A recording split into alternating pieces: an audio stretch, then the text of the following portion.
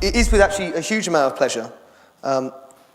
We have three fantastic guests and experienced investors and venture capitalists who have a huge amount of experience amongst them, who have probably seen what imagines a collection of shitty fucking ideas that have been pitched to them, ideas that they never thought would work, ideas that did work, surprisingly, and no doubt many, many fascinating tales from sort of both sides of the table, I think, from all three of you. I'm going to start with a quote that I discovered whilst researching this afternoon from the ever controversial Paul Graham. Some people recently have been discussing the idea that software is eating not only the world, but also the VC industry. And during the course of the evening, I want to try and not only find out a little bit about their background, their investments, why they work with the people they do, why they invest in the people they do, but also about the future of venture capital and what maybe is going to be a disruptive and interesting marketplace considering the rouse of things such as crowdfunding and the recent announcements of AngelList. Paul Graham was quoted as saying recently, "VCs still need entrepreneurs' imagination and energy, but the entrepreneurs don't need their money as much. Investors make more money as founders' bitches than their bosses." This is quite a damning statement, but one that can be easily understood by someone like Paul Graham, who obviously spends his life trying to disintermediate a huge collection of businesses, one mostly of investment. With this in mind, we're going to have a nice little interesting discussion around a variety of things, which I'm scaring Simon with now, and that's good, that makes me very happy. What I would like you to do, if you do not mind, is introduce yourselves, explain what it is you've done, how long you've been in the industry, and a brief overview of what I suppose makes the flavour of your company and your investment firm slightly unique. And we'll start with Roberto, please. Well, so I've been investing as a venture capital now for something like 4.5 years. And I think it's fair to say in my life I never thought I would have done this job. Because I always thought that, to be honest with you, the venture world was a group of arrogant bastards. That was my experience, at least as an entrepreneur. And I spent a bit of time in, I'm originally from Italy, so that's why I speak so funny. And I spent a bit of time, that today is not a very good thing to be Italian, by the way. I'm not sure you read the news. But I spent a good amount of time in the Bay Area, and I learned a few things there. And then I moved here, and been basically pretty much always working in startup or different size. And then, it just happened that I got involved with the startup of other people. And I got to know more and more at that time at this team. I was a Benchmark Europe, and we started looking at things together. And then at the end of this process, at some point, these guys asked me, well, would you like to stay here and join it here? And I said, wow, that was a bit of a very interesting thing. Because I really never thought about it. And so I think I'm a venture capitalist by mistake. I guess that's the way I would put it. Good evening, everybody. I'm Simon Cook. I run a venture capital firm called DFJ Esprit, which is the European partner for a Silicon Valley firm called Draper Fisher Jurvetson. We've been around since the 80s. We've invested in companies you may have heard of, like Hotmail, Skype, Tesla, SpaceX. In Europe, I helped build Love Film. I'm on the board of Grays. James Collier, who invented Bluetooth, drew his circuit diagram on my wall in the late 90s, and we backed them and built a multi-billion-dollar business. So we've had a lot of success working with some of the greatest entrepreneurs around the world. Baidu in China, the Google of China, we bought 38% for $10 million in 2000. So made a bit of money on a company now worth $60 billion. Don't just show off, Simon. Finally, get to Max to talk a little bit about sort of how you ended into this space. And obviously, you've had a fairly recent change in funds, and I'm quite interested to wonder, how different are these funds that you've gone from one to the other? Very different. So hi, Max. I came into this industry completely accidentally. I graduated in 2002 from a German business school called WHU. And I decided I wanted to do either management consulting at McKinsey or investment banking at Goldman Sachs. I was very young. And it was 2002, the economy was in the doldrums, at least in Germany, and my best offers were from Deutsche Bank, fixed income currencies and commodities, in a really dreary place in Frankfurt, and OC&C Strategy Consultants, which is an okay firm, but not great.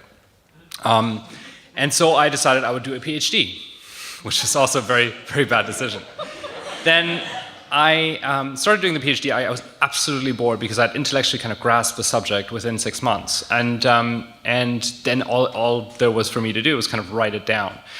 And so I started consulting for a bunch of companies. One of them was a blogging outfit, like a blogging community run by a guy called Stefan Glenzer, who now runs Passion Capital. And so Stefan and I kind of joined up. I became co-founder of that company, ran it for 3 years. We built it up to like 1 million users. It was kind of monetizing okay, not great. We sold part of it in 2005. I took a bit of money out. And then I was a big music fan at the time, still am. I reached out to these guys called Last.fm, actually to someone who was running Audio Scrobbler at the time, just before they combined it with Last.fm. And we met them. Stefan is an ex-DJ. He really liked it, I really liked it, and we decided to invest some money. That was my first investment. And then 9 months after that, Index invested in the company, and 2 and a bit years after that, it was sold for $300 million. And I kind of looked at that and went, holy cow. Like, maybe I shouldn't be doing this entrepreneurship thing. Maybe I should be on the other side of the table. So I decided to do that professionally. I joined a firm called Atlas Venture. I just finished the PhD, which took forever. And then I did the analyst associate principal thing at Atlas. I got to work with a lot of great entrepreneurs. So Joe Cohen here in the UK, who did Seatwave, Alex Chesterman at Zoopla, the Daily Motion founders in Paris. I was really joined at the hip with a guy called Fred Destin, who then moved to Boston. So I did 3 years at Atlas.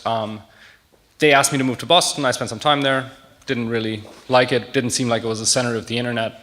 Funnily enough, at the same time I was there was a guy founding Facebook at Harvard. So little did I know that actually that was the total center of the internet at the time.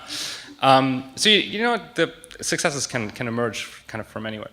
What is it that VCs these days can really offer and actually bring to the table? I mean, increasingly the cost of software development has dropped rapidly. The cost of hosting has dropped rapidly.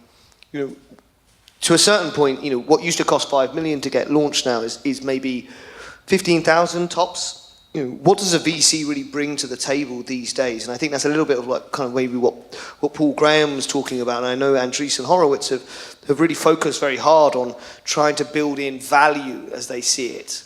What do you feel about that these days? I mean, is it a harder market for you guys to get into deals, or is it you have to market yourself more than you ever used to? To a large extent, we'll add value at board level. We'll add value in thinking about the model. We'll add value in how you think about follow-on financing rounds. Sure, there are other ways to do that. To your initial point, yes, it's cheaper to start a company, but believe me, it's gotten so cheap to start a company that it feels like there's a total clutter in the market, especially if you're doing something consumer-based. Even if you're doing some enterprise stuff, it's very hard to rise above the noise. What you need for that is partially money. And then it's not cheaper than ever to scale a company, right? It's very capital intensive. I mean, everyone's building these SaaS startups thinking they're like, oh wow, this model is amazing because I have subscription revenues. But if you look at kind of the large successful SaaS startups, they've all raised a ton of money, right? And for some very good reasons. Simon, please. So what I said, the single best way to fuck your company up is to get a venture capitalist on board. And the reason I say that is quite simple. There are 10 million SMEs in Europe. And we should celebrate them. There's about 1,000 companies a year raise venture capital. There's 9,900,000 and blah, blah, blah. The point is, there's a disconnect, I think, particularly around here, in the understanding of what venture capital is and what entrepreneurship is. Entrepreneurship is about a company, starting a company, having great customers, great employees, being proud of the company that you run, and as the owner of that business, extracting some value. And that's what 10 million companies do in Europe, and half of the workforce do that, and we should be proud of that. Now, occasionally, one of those companies actually does something pretty amazing, which with some fuel and with some strategic help about international expansion and hiring senior executives and all that stuff that we do as venture capitalists, you can turn a handful of those little companies into the FTSE 100 companies of tomorrow. And that's what venture capital does. It accelerates and scales and builds global leaders, but it is not the answer to entrepreneurship. I invested in a company in Berlin that is called Contentful. It were two guys, and they had a prototype, and 50 customers, using this prototype. And, I invested in them, even if it was extremely early, because, these guys needed help in the company building process. They have never done it before. One was 23, the other one was 26.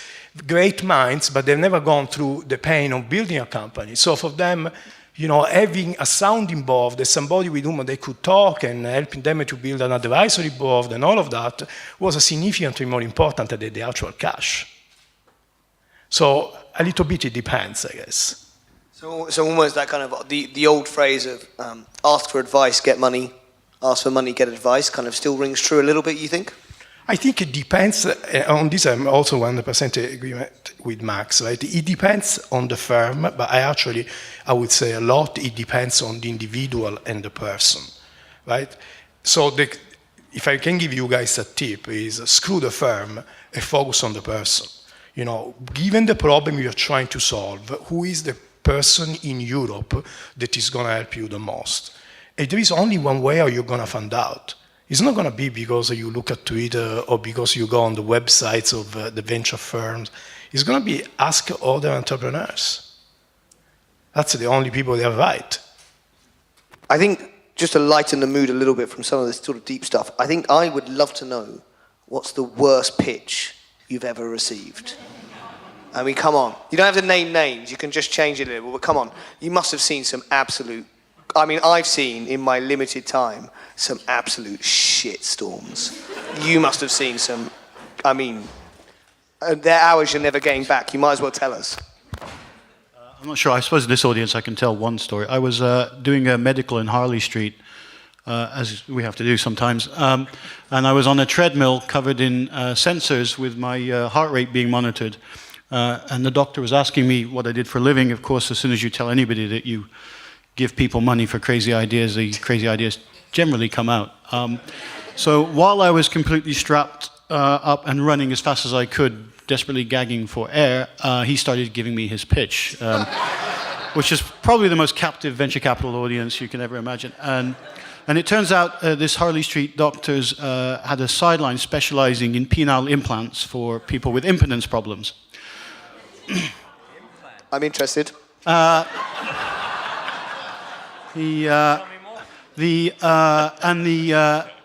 feature to the product that he wanted to add was voice activation. Because the current models on the market require quite a fumbling around to find the switch to cause a certain device, and I had a full 15-minute pitch of why the voice-activated penile implant market was worth a lot of money, whilst running full out, gagging for air. Totally true story. Anyway, I did manage to escape, and I didn't follow up on the due diligence, I have to say.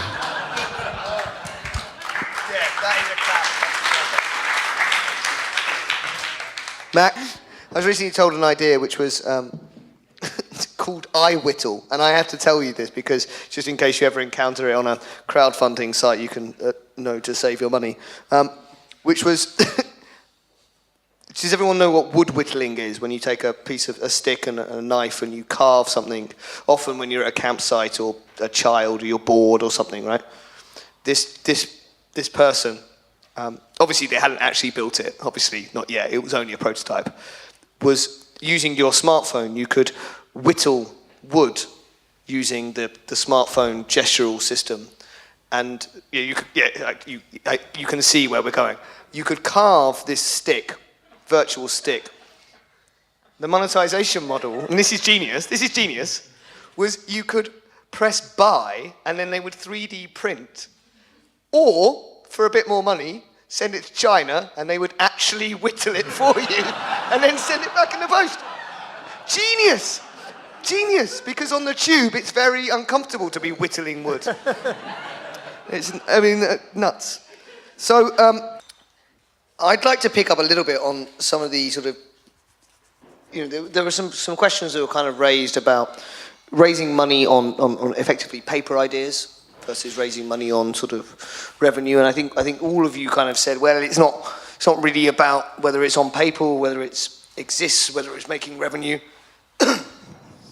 It's maybe a little bit more about the people and more about the sort of how you feel about their background, like the point you were making about those who've got strong sort of city experience as well as strong entrepreneurial experience. I'm going to ask a hard and I think probably difficult question, which is almost what is the what of an investment? What is the thing that you're kind of really ultimately trying to find out? Whether is it market opportunity? Is it potential revenue stream? Is it a 5x return, a 10x return, or is it just something kind of far more sort of abstract and loose? I mean, is there anything you've kind of? I know it's a horrible question, but these people would kill me if I didn't ask these. That's my job. So I don't believe that there is a magic formula around, that's what a startup needs. Second is I am a big believer around what just Simon said, that is what I call the passion of the entrepreneur. And the third dimension is, does the entrepreneur have, or the entrepreneurs, if it's more than a couple of co-founders, that by the way, I have also discussion on that topic, it would be interesting. Do they have the DNA? Where is the genesis coming from? One thing that I always ask first question is, why are you building this company? Where is the genesis of this? And, if somebody tells me, and by the way, there were great success into that, but somebody says to me, I did an analysis of ideas with, a McKinsey type of approach. I personally don't get very excited about it. It doesn't mean that they cannot build great businesses. I just look for something, because at the end, the relationship with the entrepreneur is a little bit of a relationship, it's both ways, right? I mean, I don't like to do it numerically, right? To me, the relationship with the entrepreneur is a relationship of passion, and I need to believe on his passion. But, that has to do with an investment style. There are plenty of people who make tons of money with other type of investment styles. So let's be clear about that. Interesting, and just kind of following up on that a bit. So, I'm not saying is there a magic bullet, but is there something that you kind of personally there's absolutely a magic bullet. Absolutely. If you're building a social network for cats, you should ideally have, as an advisor or an early investor or a friend of the company, the chief cat officer of a other successful startup or some other cat expert, and then I might know that cat expert because we're in the same industry. I'm feeling the analogy is getting stretched a little. I know, it is. It was always yeah. So the best way to get in touch with us, and of course you can email all of us directly, and you're probably going to get a reply, but you will be taken very seriously if you have a qualified introduction by someone we respect. Especially if that person tends to be a good angel investor or someone who really knows what they're talking about in the space, right? Because we will listen to that, and we will, mostly we will take a meeting sight unseen at that point, right? Because we value our relationship with that person is putting their reputation on the line for the entrepreneur, and so that, that's kind of how part of that industry works. Can you raise money by cold emailing a VC? Absolutely. I've seen it done. It's just not as frequent because good entrepreneurs tend to surround themselves with good people. I just, people also forget that we have to raise funds. It's not our money we invest, and we have to go out and raise money. And just, I'm a big believer in the hustle factor. I run a big VC firm. We've raised over $1 billion. In order to get the attention of one of my major investors this year, I waited outside the hotel he was at, waiting for him to I found out what time his flight was, and as his taxi pulled up, I went and sat behind him, jumped in and saying, "You're off to the airport." I managed to get 30 quality minutes with my major LP on the way to the airport. I have to do that as the CEO of a $1 billion venture fund. So any of you that are entrepreneurs that don't think you have to hustle, you need to think again.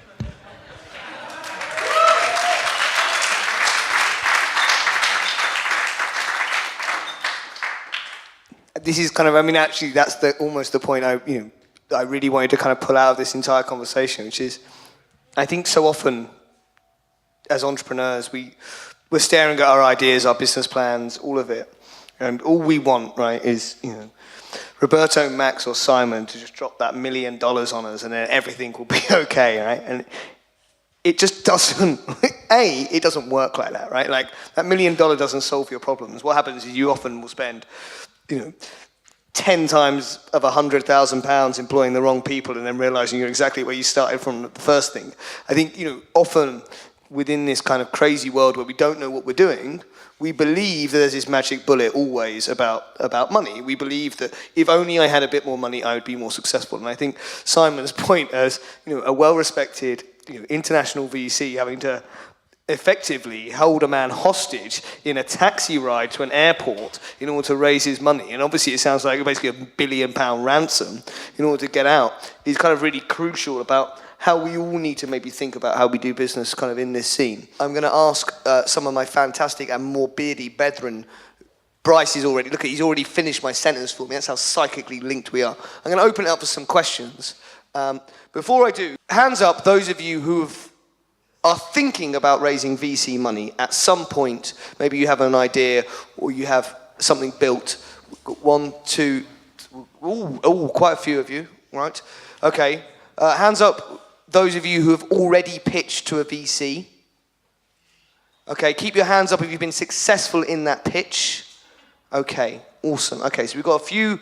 So as well as the VCs here who are no doubt going to get mobbed with ideas at the end, there are other people who have had these ideas, and you can go and talk to them also about their experiences, how they picked VCs and all that sort of stuff. So do we have any questions on this from the floor? We have the gentleman in black. We're going to start with him. Hi, Richard Hall from Cloud Origin.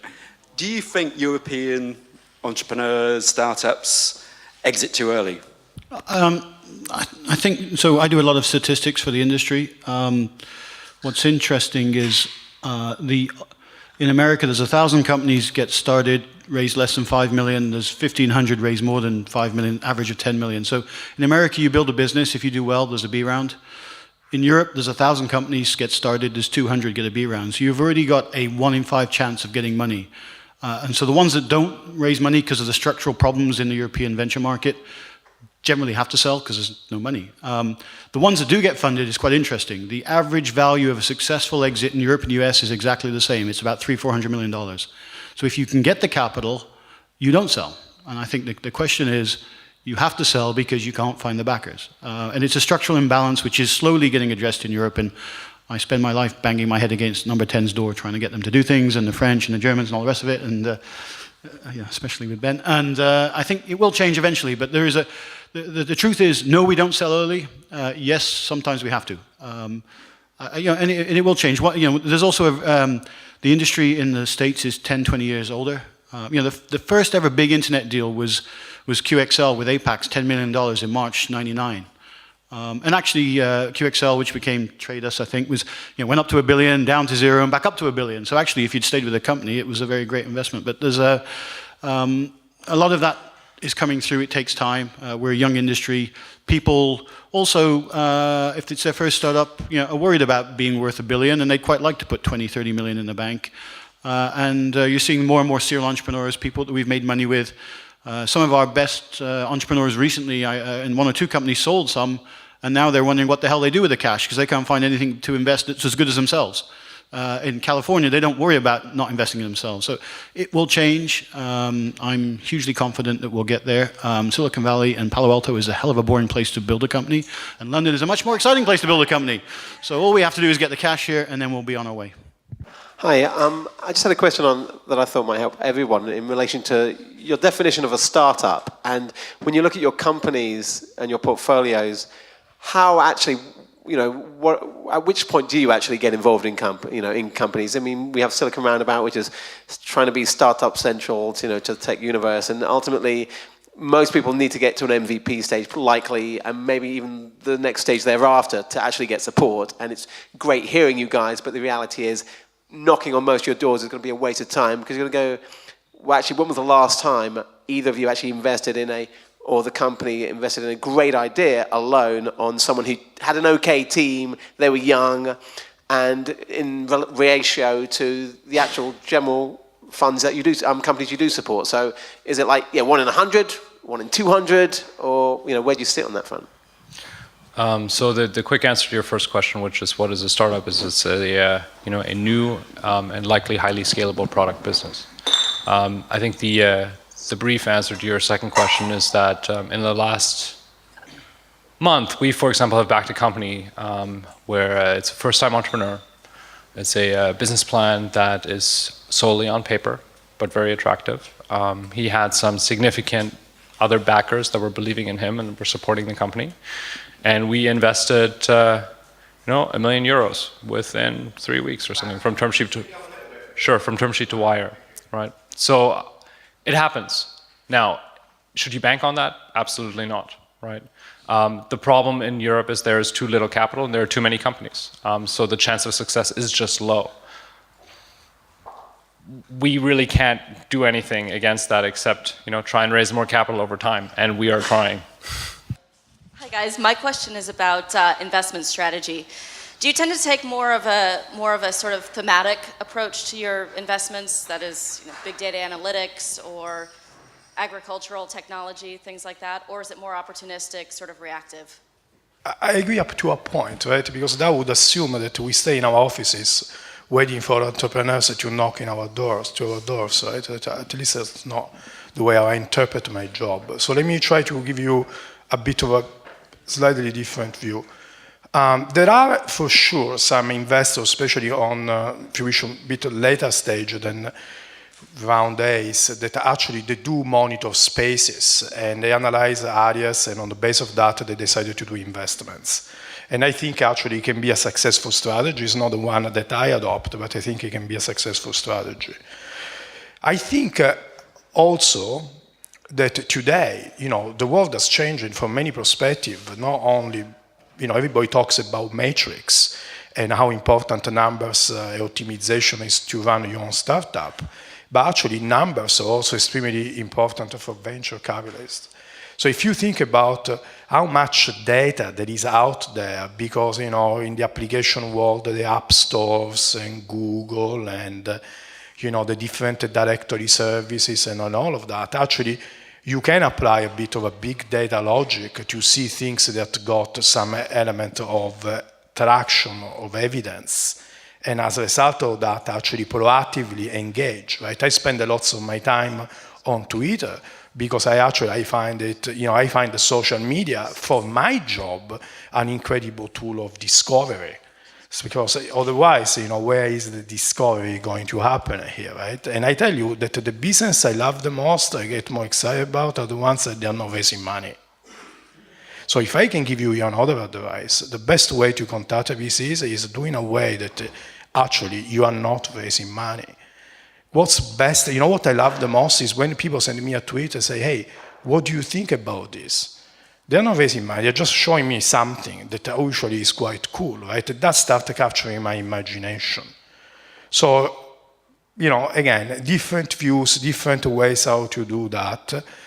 And obviously, I want to also, the last point, that is the point I agree with Simon, is, if I would be so smart to know exactly which type of a company to finance, I would start it. Right? Guys, I think for me, that's a beautifully romantic and illustrative point to leave it on. I'm going to ask you to join me in thanking Roberto, Simon, and Max, I think, for what's been a very interesting and illustrative point.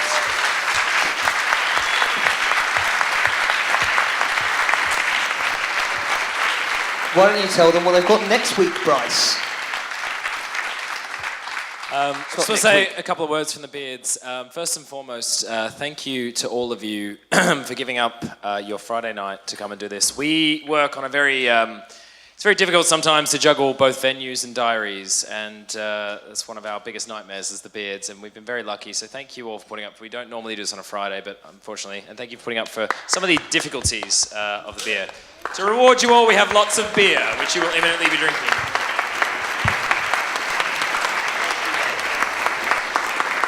However, I want to say one final thank you, which is I think it's been really interesting. We've gone well over time, and I think obviously that's kind of a reflection a little bit, I think, of what's happened on stage. So it's Friday night, and these lovely four gentlemen have given up their time to come down and speak to all of us. Didn't have to. So I want to just give one final round of applause for Roberto, Simon, and Max. Give it up, everyone!